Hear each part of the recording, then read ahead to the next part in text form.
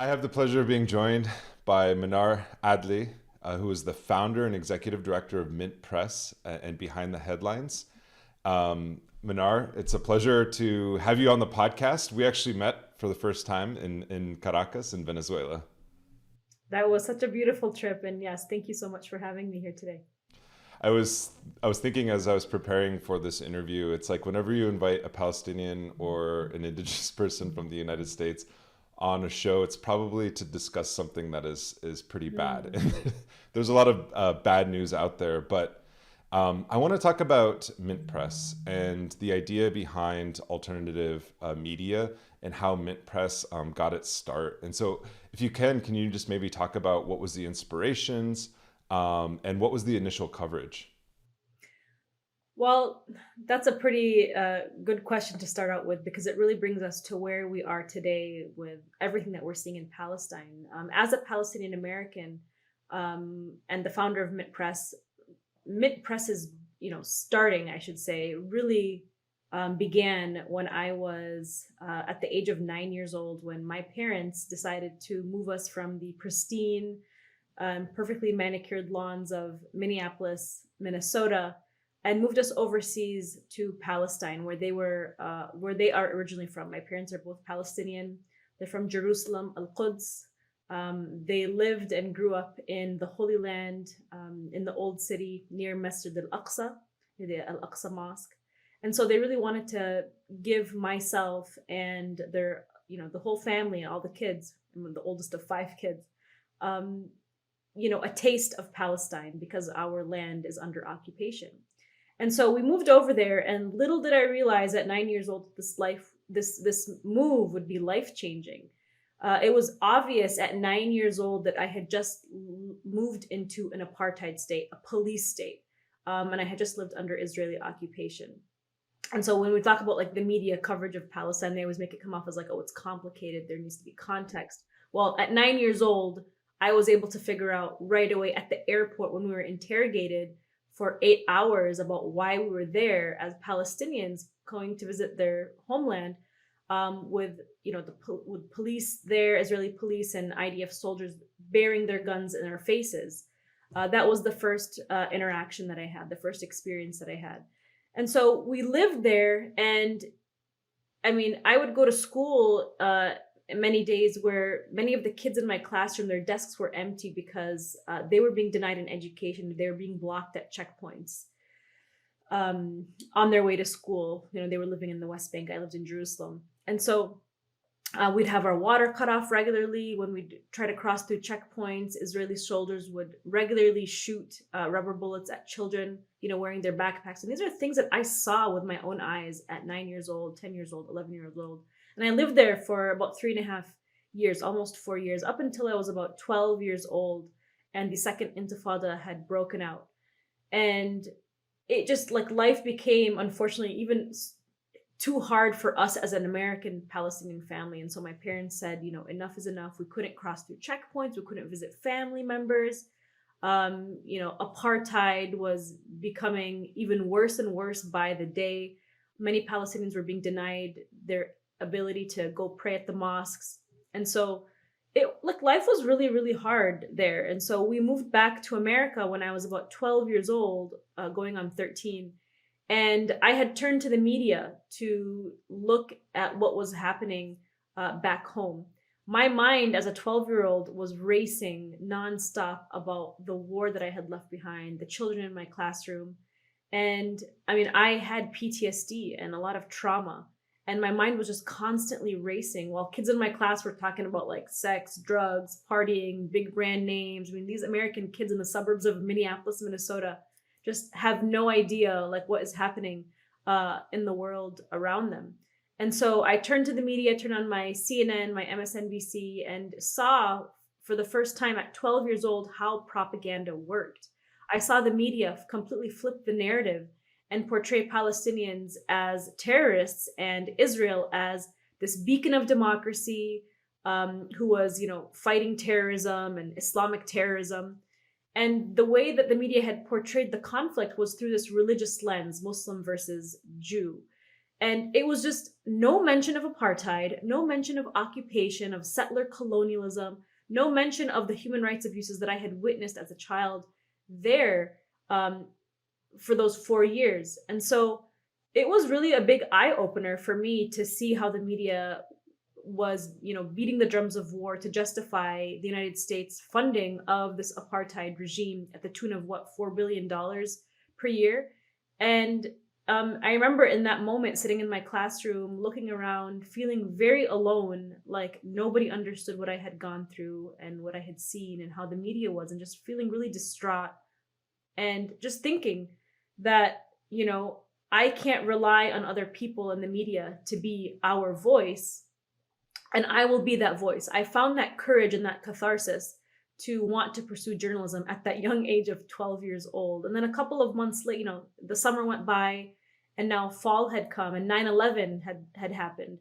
And once again, I was sitting in my classroom watching how the media was beating the drums of war and dehumanizing Muslims around the globe, and showing, Muslim women under the rule of the Taliban being oppressed. Of course, no mention about how the US, like, helped bring about the Taliban and funded them and armed them. And so once again, I saw how the media was beating the drums of war, acting as stenographers for the war machine for the, weapons manufacturers at Lockheed Martin and Raytheon, to promote this war on terror. But one significant thing that happened at that time was I witnessed CNN plant a story about Palestinians celebrating Eid as they are, and made it and reported it as they are celebrating 9/11. And so I saw how Palestinians were just always being used to promote warfare and promote the war machine. And so again, at that moment, I thought, like, I have to become the media. So fast forward to many years later, at the age of 24, I started Mint Press with the idea in mind that we were to not just look at what's happening in Palestine, but to expose and report on the very special interests that profit off of war, and how they're influencing policies at home and abroad, and how they work within the media to promote the permanent war state. And we're actually just celebrated our 10-year anniversary at Mint Press. And that's what we've been doing ever since, which is why we've become a target of so much censorship. I'm sure you guys have experienced this as well. But that's why there is such a crackdown, a witch hunt against dissenting voices, because we are successfully breaking through the propaganda machine. Well, first of all, congratulations on the 10-year anniversary. And yeah, I've been following Mint Press. Actually, I started following you all back in 2013, when the U.S. really kind of heavily got involved in Syria, and that's where I began to follow the coverage, because I was deeply concerned that, the United States, as we can see now with Ukraine, was getting involved in this conflict as a proxy war, or direct war against Syria, and there was very little out there. And even I think, for me, when I was young, I didn't I understood being what it meant to be indigenous, like, to some degree, but it was actually 9/11, growing up in a small white dominated town, and being one of, like, five native kids in the classroom or in the entire school.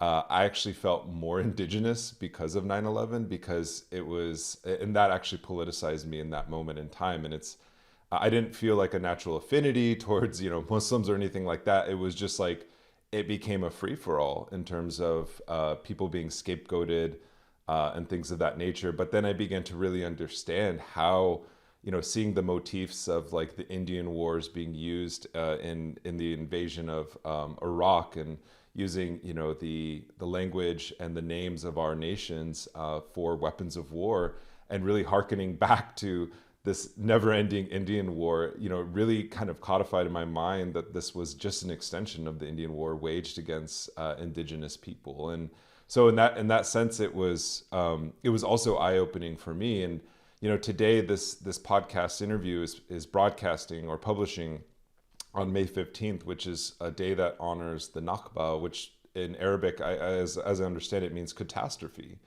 And much like in the United States, here there is an active erasure and memory holding of indigenous genocide and dispossession.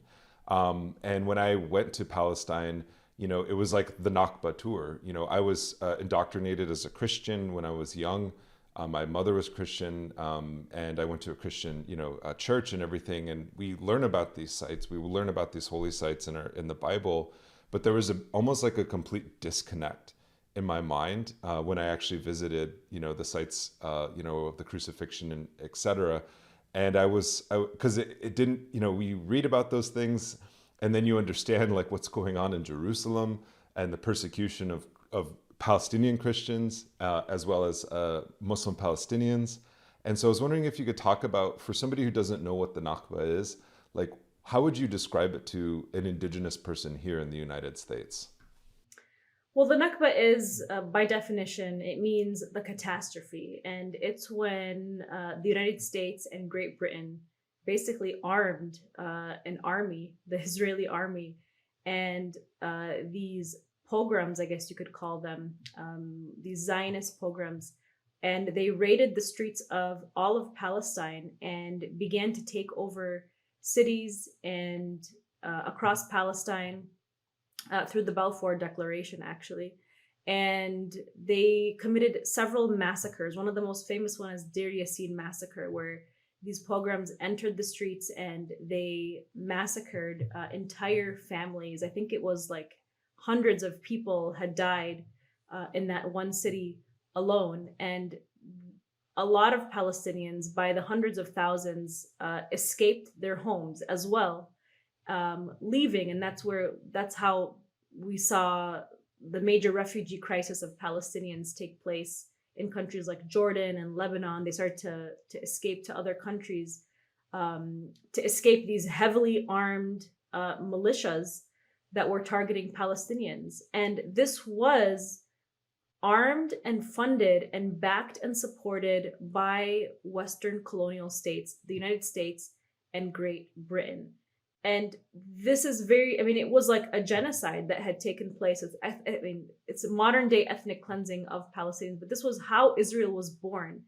There's a really big myth within mainstream corporate media and even the way that Zionists promote the idea of the state of Israel is that, well, it was an empty land and, Jews from Europe came in and they just, they took over the land. And these Arabs, they don't even call them Palestinians, they refer to them as Arabs, came from other countries to take over, to fight these Jews for this land. It's such a disgusting narrative because it's so not true. My family, who have lived in the old city of Jerusalem, and many of them have their roots in Hebron, have lived there for centuries.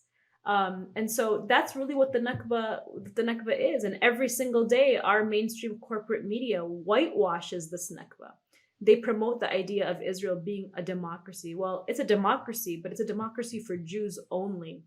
And I think it's really important to note as well is that a lot of these Jewish people that were believing in this Zionist state were not even religious in the time of the creation of Israel. So it wasn't really based off of Judaism, but it was based off of a nationalistic ideology. Of course, now the Temple movement and their movement has actually infiltrated all of society, all of the education system, and so now Israel and its political system is this nationalistic, white supremacist, extremist Jewish state. But it took a lot for the last 70 years for it to become the way it is now today, established within the government. Yeah, I remember when I visited Lida. I don't know if I'm saying that correctly. I think it's today, they've renamed it Lod. I'm not sure if I'm saying that correctly either, but I think is it Lit? Is it Lit? Yeah, Lid. Yeah, Lit. it's the birthplace of George Habash. That's how I remember it the founder of the PFLP.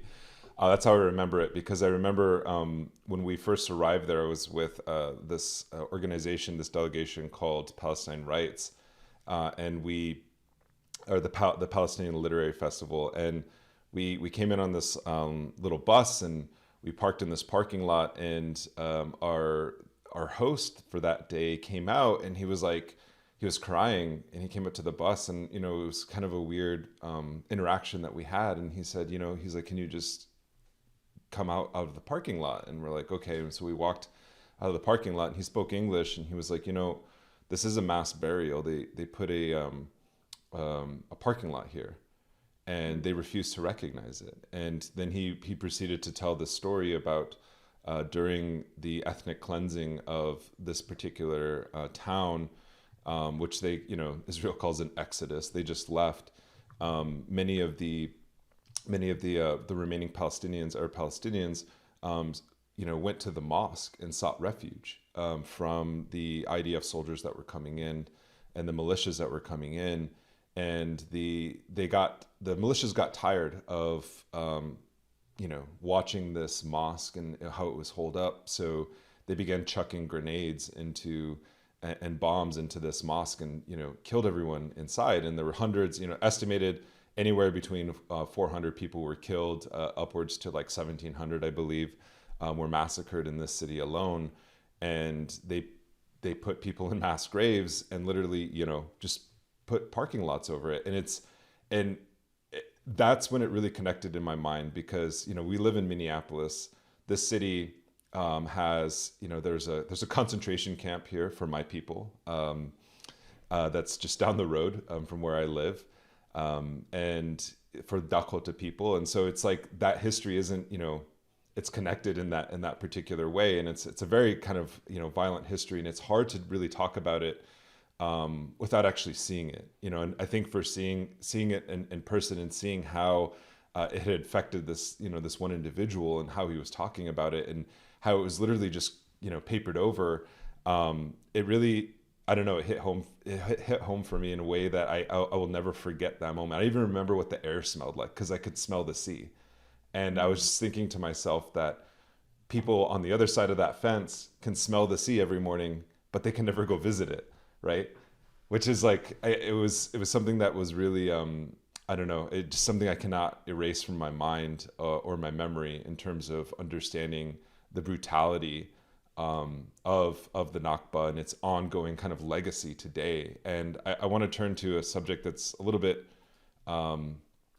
it's emotional. I remember when I saw this happen, I had to like lie down for a couple hours because I was so distraught. But this week, the Israeli occupation forces assassinated Shireen Abu Akleh. Yeah. And I know that from reading your social media accounts, that she was an icon, not only to you as a a Palestinian woman who's also a journalist, but to many around the world. And I was wondering if you could talk about what Shireen meant to you as somebody who's in the media, as well as her legacy, covering the Intifada, and the role or the role that the state plays in suppressing Palestinian voices. I'm already like tearing up, just preparing myself to even talk about Shireen, because I'm telling you, Nick, when she was assassinated, I mean, it was like the videos of her being assassinated by this Israeli soldier, by this Israeli sniper. It's devastating. Words cannot describe how I feel, and how all of Palestine, all Palestinians feel, because they grew up watching Shireen Abu Akleh on TV. And we'll never forget her sign-off words, which are Shireen Abu Akleh, Al Jazeera, Ramallah, Palestine. I mean, that's what she said every single day for her sign-off. It's like ingrained in our hearts, ingrained in our soul. As Palestinians living under the occupation, we grew up watching her on TV. She became the face of Palestine to the world, the one who broadcasted our story to the world.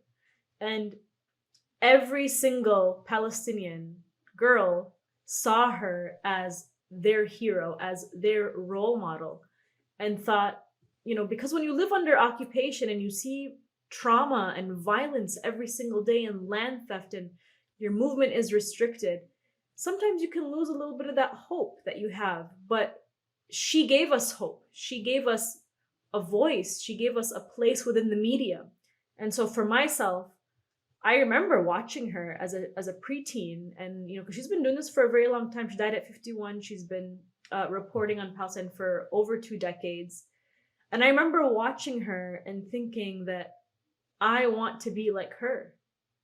She was the hero for a lot of Palestinian uh, women, and she's Palestinian. She's a woman. She's actually not. She's Christian too, and she's an American citizen. And so the way that the media in the West just completely whitewashed Israel's assassination. I mean, this is an extrajudicial killing of a journalist. Israel targeted her. They knew exactly who she was. She was wearing her press vest when she was reporting on what was happening in Israel's raid on the city of Jenin. They knew who she was. They purposely targeted her. The IDF sniper, he shot her precisely in an area that was not covered by her helmet. It was right under her ear. So it was like a very precise assassination. And we have to remember that this is the IDF, the Israeli, defense forces, the Israeli occupation forces, who once bragged about knowing where every bullet landed. Okay, after shooting 770 Palestinians, they bragged on social media. I don't know if you can share this, I can send it to you. They bragged on social media that they know where every single bullet lands. And this time, the way that the Israeli media and the military was saying, oh, it was Palestinian gunfire that killed her. I mean, that's total bullshit. They know that where that bullet landed, and they know it was them. And in fact, one of the Israeli military spokespeople said that she was armed with a camera. She didn't have any weapons, but she was armed with a camera. And it is a very disturbing killing. And we see children getting shot at. We see pregnant women getting shot at. We see men, fathers, uncles, grandfathers. We see house demolitions regularly. So we are always saddened by all of these deaths, but the death of Shireen Abu Akleh represented the killing of our own mother. I mean, that's what it felt like for me. It felt like I was grieving the murder of my own mother, because she taught me so much about what it meant to be a Palestinian woman and a journalist. She was like a mentor for everybody. And even until now, we've been watching her growing up. I mean, I'm in my 30s now, and she has been in my life ever since I was a preteen. And that's just that's how devastating this loss truly was. And when I spoke with my family overseas, they said, we are grieving. The whole of Palestine is grieving over the death of Shireen Abu Akleh, because she was the face and the voice of our struggle to the world. Yeah, and I believe that IDF quote was in response to the 2018-2019 Gaza border protests, when they tweeted on March 31st, 2018. They said, yesterday we saw 30,000 people. We arrived prepared and with precise reinforcements. Nothing was carried out uncontrolled. Everything was accurate and measured, and we know where every bullet landed. It's important to point out that these bullets maimed a lot of Palestinian protesters, shooting them out at the kneecap, right? Purposely to make them. Go ahead. Sorry. Oh no, go for it. I mean, it's that, like, it goes down to the calculation of how the Israeli occupation of the Israeli Zionist state has essentially calculated the caloric intake of Gazans, to the degree where it knows how essentially it can starve Gazans out, as well as understanding that the siege in Gaza has also resulted in the stunted growth and malnutrition of Gazans themselves. Like, this is how they know, like, and so to not know who shot this bullet, or even to put it out there. I think there was a New York Times article that came out, speaking of the Ministry of Misinformation, where were they on this one? This New York Times article came out, and it was saying, like, how the Palestinian Authority didn't want to open up or allow the evidence to be, handed over to the Israeli state for investigation. And it's like, today we saw images, very disgusting and horrific images of the IDF attacking the funeral procession, that was carrying Shireen's casket, and also trying to separate out Muslim and Christian Palestinians, saying, I think essentially that only Christians are allowed to attend the service because she, that was her faith.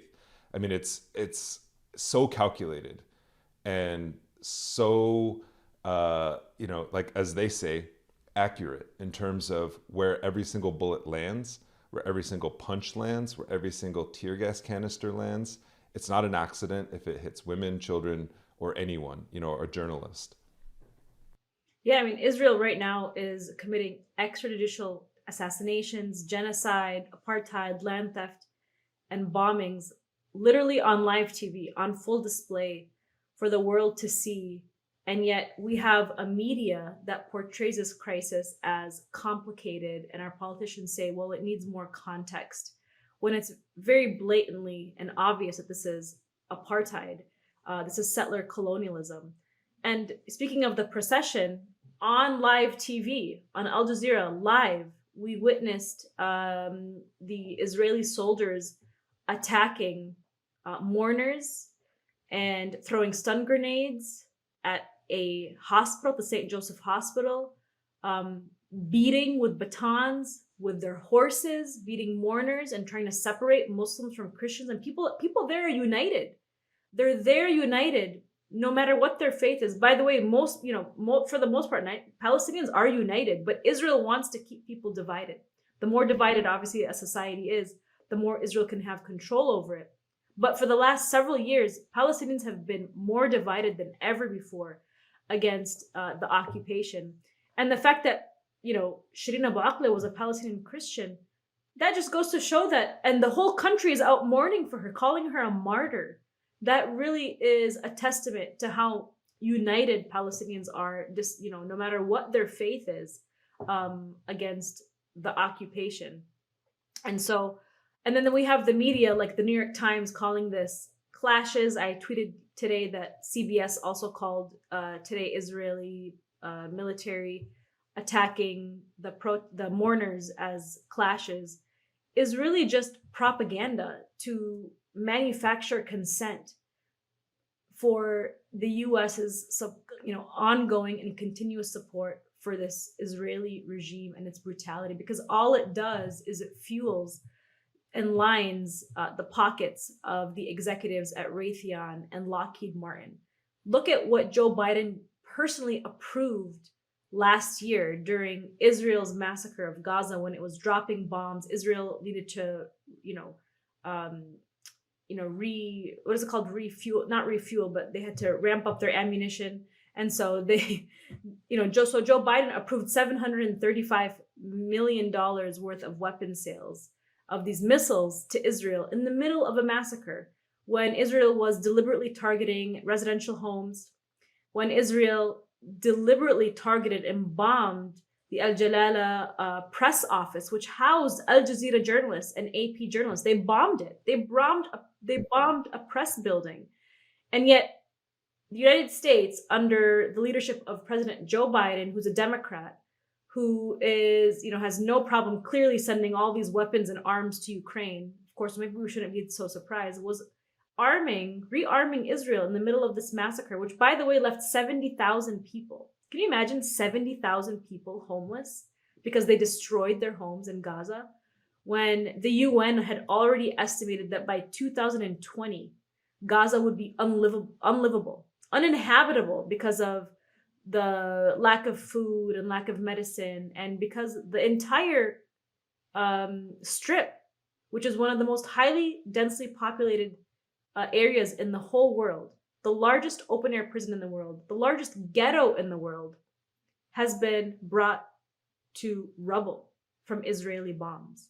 And so it is very much calculated what Israel is doing. And the United States is not just assisting. I mean, they are complicit. They are there with them to aid this genocide, to aid this ethnic cleansing. And just like we did in South Africa, we are the ones giving this apartheid state everything that it needs to survive. We could cut them off and Israel would be done. But we don't do that. We continue to fuel this apartheid state because it fuels the military industrial complex. I mean, the United States is now an empire in decline. And so it's just so disturbing what we're seeing today in Palestine. It's so disturbing. And honestly, I feel very emotional. I'm like struggling to even describe what's happening because I feel emotional. We're tired. And imagine, people talking about it are exhausted from seeing this crisis continue on and on. Imagine how Palestinians are feeling to have to live it every single day. And, I'm doing my due diligence as a Palestinian American, as a human of this earth, to continue to expose the profiteers of the war machine, because that's all it is. That's all Israel is. It's a proxy for the United States. Israel just serves one purpose, which is to fuel the military industrial complex, because that's all we have left as a declining empire, is to continue to fuel our economy through warfare, through the death, destruction, exploitation, and murder of brown people overseas. Yeah, and I think in this particular moment in time too, especially with the war in Ukraine and the extreme Russophobia in the United States and willingness to arm, I think like they said, the $40 billion package that that just went through the House, it represents more than half of Ukraine's like GDP for a single year. And so they're like subsidizing that much in terms of not just weapons but aid to Ukraine. Most of it is weapons, but some of it is aid to actually keep the government afloat. And I'm thinking about the years and the amount of money that has been invested in also keeping Israel afloat in its Zionist occupation of Palestine, and how in this particular moment in time it seems to me that even despite the violence, even despite the targeting of journalists, whether they're in the occupied territories or even here, including yourself, and Mint Press, that the Zionists are getting increasingly desperate in terms of, because they see, like there's three things of colonization. There's God, there's gold, and there's glory. Right. And the Zionist project has the ideological kind of underpinning of, okay. So there's three aspects of colonization. There's God, gold, and glory. Right. There's the God represents the kind of ideological justification for conquering a people and a land, as you pointed out earlier, with these kind of fabricated notions of a land without a people for a people without a land. They have the resources in terms of the financial backing of the United States and most of Western Europe in terms of funding this ongoing occupation to solve essentially the European Jewish problem, right? Because this is an extension of European colonization in many ways. But the one thing that they don't possess is the glory, because there is no glory in conquest. There is no glory in occupation. And I think somebody like Shireen, they even said, and I can't remember which Israeli official even said, is like, she may not have been armed, but she was armed with a camera, right, to expose the brutality of occupation. And so I think that increasing desperation. I want to ask you, how have you been a target for this kind of misinformation campaign? They say what we're doing is misinformation, but really what they're doing is misinformation. They're the masters of misinformation, but you have been personally targeted. Your personal PayPal has been shut down. The PayPal for your organization, your media organization, for Mint Press, has also been shut down. How do you see this as part of a larger attack, and what are you doing to respond? Well, yeah, the most recent attack has been PayPal banning myself and Mint Press, which is blatant censorship of dissenting journalists and outlets. I mean, if you look at Mint Press, all the coverage that we've been doing, I mean, for the past decade, we have been unapologetically working as a watchdog journalism outlet to expose the profiteers of the permanent war state that go back to from the wars in Iraq, Afghanistan, Libya, Somalia, Sudan, to apartheid Israel's occupation of Palestine, to Saudi Arabia's genocidal war in Yemen, to regime change operations in Syria, like you mentioned at the very, very, very beginning, Ukraine, and even Venezuela, where US weapons have flooded these nations to plunge them into devastating civil wars. And so, um, as I was saying, we are living in an era of a declining US empire where censorship has become the last resort of an unpopular regime and its forever wars to make the truth disappear and critical thinking all but dead. And because we've entered wartime right now, uh, we have kind of referred it to as an intellectual no-fly zone. So right now we've entered an intellectual no-fly zone where censorship of dissenting journalists has become the new norm. So PayPal banned myself, they banned Mint Press and our senior staff writer, Alan McLeod. They blocked us from receiving donations and from even accessing our own money at one point. So this is an extension of the US sanctions regime that is trying to starve Russia, Venezuela, Zimbabwe, Cuba, and over 25% of the world's population. It is now targeting its own citizens with this so-called, maximum pressure campaign, so that we are forced to toe the official government line in order to survive as journalists in alternative media. And of course, all of this big tech censorship really started with the rise of big tech, all of these social media giants. And after Hillary Clinton lost to Donald Trump, she blamed her defeat on Russia, on Russian disinformation and Russian bots.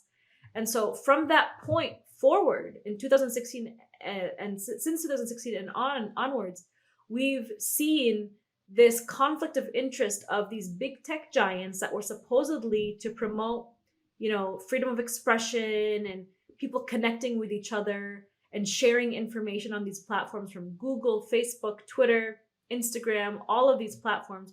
We saw them now working hand in hand and partnering up with the very architects of the new Cold War. And so this is when the Atlantic Council, which is a NATO funded think tank, it's also funded by Israel, by the way, and by Saudi Arabia, partnering up with Facebook to crack down and flag so-called fake news. And it was all introduced under the guise and justified under the guise of cracking down on foreign meddling and foreign disinformation, Russian disinformation, Iranian disinformation.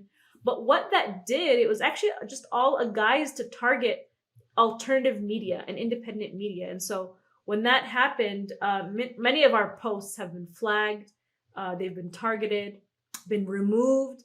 Even cartoons by our cartoonist Carlos Latouf, depicting Israeli snipers targeting medics at the Gaza border. Those were flagged as anti-Semitic and then going against community standards, Facebook's community standards, which are supposed to promote a positive experience. But of course, we have like our politicians directly, calling for the assassination and sometimes like the overthrowing of foreign governments like Maduro openly on Twitter, and that's completely okay. But to portray Israel for what it is as an apartheid state, massacring medics, that goes against community standards. So it's very, it's a conflict of interest to say the least. But from there, Google actually announced a new project, Project Owl, which resulted in algorithm changes in Google News and the way that people would search for certain topics, where we would appear in the news searches. And not only Mint Press, but pretty much all of independent media and alternative media were affected by this new algorithm change. And our readership declined by 90% because of that algorithm change. And so if you look up certain stories on Google News now, we used to appear on the front page of Google News, and now we're like on page 3, 4. But what appears now on the front page of Google News is like the New York Times, the Washington Post, CNN, and all of the mainstream corporate media outlets. And so they know what they're doing, and they're purposely using big tech to control the free flow of information and to crack down on any sort of dissenting voices and journalists. And so this is a really big attack on our First Amendment rights. A lot of people will argue, well, these are big tech giants or private companies. Well, actually, they're working directly with the US government. They're taking orders from the US government, just like when we saw WikiLeaks, when we saw PayPal ban WikiLeaks from receiving any sort of donations. And we saw Visa, MasterCard, and other credit card companies. It was like a domino effect. All of these credit card companies and big tech giants took direct orders from the Department of Homeland Security, from the US government, to block payments from WikiLeaks. And so now we have this new thing, the so-called Ministry of Truth, the which is like the opposite of the of promoting any sort of truthful information. But it's another crackdown that's being head by the Department of Homeland Security that gave us the Forever Wars and the Patriot Act to now crack down on alternative information. And so we believe that PayPal's ban of Mint Press, and also, by the way, Consortium News and other independent journalists like Caleb Maupin and Alan McLeod, was a direct order from the US government, just like it took direct orders at one point by the US government to ban PayPal. And I was going to say something else about PayPal. Oh, PayPal is also a partner with the Anti-Defamation League, which purports to be fighting anti-Semitism and racism, when in fact it is the largest purveyor of racism and anti-Palestinian, and promotes the police state. I mean, the ADL trains police departments, and the ADL, by the way, in the last 20 years has infiltrated anti-apartheid groups and Palestinian activist groups, and has been spying on them. And so, of course, Mint Press is not the first victim. You know, we're all in this together. But Palestinians in general have been a target of PayPal through the ADL's, witch hunt against Palestinian dissent. And so this really is just a guise to fight and target independent journalists. So it's really scary times. I don't know where this governance board is going towards. I mean, ironically, it is Republicans right now that are trying to fight it. I don't believe that their intentions are good by any means, but these are really scary times, because we really are living in the decline of a US empire, where more countries and nations are aligning themselves with Russia and China because they're not threatening to coup their countries. And so the United States is also losing the information war. And so the only means for its survival now is to push this propaganda onto people with a very, very heavy hand.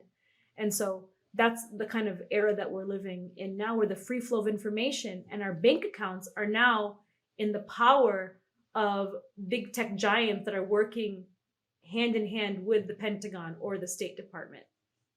I think one of the scariest aspects in recent history, or just recent times, with what's going on in Ukraine, is the mass censorship of journalists by the taking out of an entire news outlet, RT, and anyone affiliated with it. Like, all of those videos were just destroyed and deleted from the, like, literally memory hold. We use that term as kind of like, I think a metaphor, but in reality, it was like, it literally erased, Abby Martin's, whose program I really enjoyed, and actually used to teach some of, the YouTube videos in my war and terror class that I used to teach.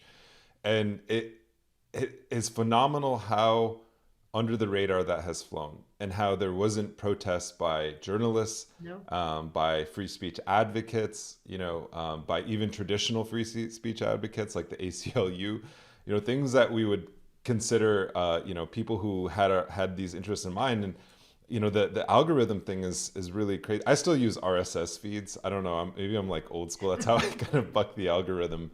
And that's how I read Mint Press News. I've subscribed to it on an RSS feed, so I always see it on my feed. There's some other websites that I subscribe to as well, and it's almost like you have to rewire your brain, because if you're on Twitter all the time, you're getting fed information that probably doesn't align with your interest, but is aligning with whatever interest is out there in terms of Twitter. And it's political interests. It's a private company. It's not a news outlet, but it's controlling the flow of information. It's banning heads of state. It's banning journalists from its platform. It's banning anybody. I don't agree with a lot of those people that they've banned, but nonetheless, we understand that at the end of the day, it's not so much a pendulum that swings back to people like Palestinians or people who are on the left, but it always targets us. It's just nobody cares. Nobody cares when it happens to us is the problem. And you were talking about getting banned from PayPal, and I know several Native organizations and individuals who are raising money for causes on PayPal, native causes, whether it was for Dakota Access Pipeline protests or land defense protests, who've been removed from PayPal. They're large native organizations, and so this censorship campaign has not only targeted news outlets, but has also targeted nonprofits who are essentially forced to use these financial systems because it's the easiest way to raise money and it's how the system is constructed. And so, with that being said, I want to wrap up here just by asking you, what's the best way to support Mint Press News, and what can we do to really push back against this censorship campaign? Well, I just want to mention, just based on one of the points you made, that the United States right now ranks about number 42 or 45 on the Press Freedom Index. I mean, that's pretty low for a country that purports that it's a democracy, where First Amendment rights are supposed to be, a beacon of our democracy. But we don't even live in a democracy anymore. We live in an oligarchy, according to so many studies that have been made about the United States. But first and foremost, we have to break free from the two-party duopoly, because the two-party system now run by Democrats and Republicans is basically a dictatorship. They're two, wings of the same bird, as they put it. This is not a democracy, and both of these parties represent the interests of the national security state.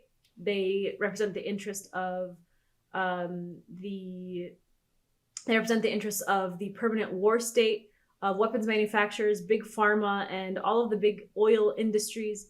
And so, first and foremost, we have to break through from them, and we have to call on breaking up of this, big tech giant monopoly of control over the free flow of information. That really is where we have to start, and we have to build a grassroots movement that is free from this, oligarchic establishment, and unite together on a broader front. Part of, the monopoly of big tech is to keep people addicted to their devices and to kind of create an echo chamber, if you will, through our devices. And so we're constantly only just talking to each other, and we're addicted to the kind of information that we're feeding ourselves through our phones and these social media platforms. And so another thing we need to do is also to break free from this and get out into the world and talk to people and meet people and connect with them on a broader front of nonpartisanship, so that we can unite together to build these grassroots movements to promote the ideas of peace and justice for all. I think the biggest tool that the state has is to keep people divided, and we have to connect with people on a broader front, connect with them through listening and through our hearts. And I mean, I can't thank people enough who have reached out to me and who have joined the protests for Palestine. I mean, if you look at what happened last year in Gaza, when Israel was massacring Gaza, the world came out together to protest what was taking place in Gaza against these Israeli bombs and US bombs that were supplied to Israel. And so uniting is really the biggest thing for us to do together, because we're all, at the end of the day, in this effort together. Yeah, and I think one thing from history, just to kind of wrap this up, is if you know anything about nighttime, it's always coldest before the sun rises. And I think at the worst moments of South African apartheid, it was the most violent before the dams broke, so to speak. And I think that's where we're getting to that point, and with Palestine, as well as U.S. empire and its stranglehold on the world. And it is, it's a very desperate time for a lot of people. But I think sometimes desperation is a luxury that only a few can enjoy, because the rest of us. To break the cycle of violence, things usually get worse before they get better. That is so true.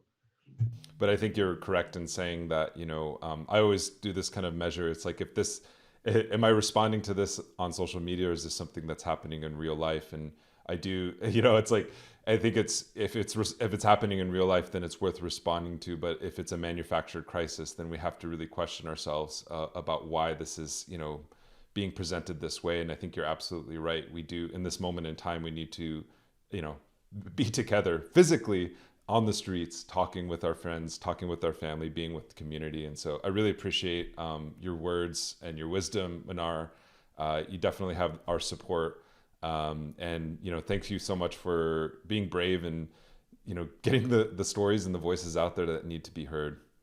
I really appreciate it. Thank you guys so much. I really appreciate what you're doing at Red Nation as well.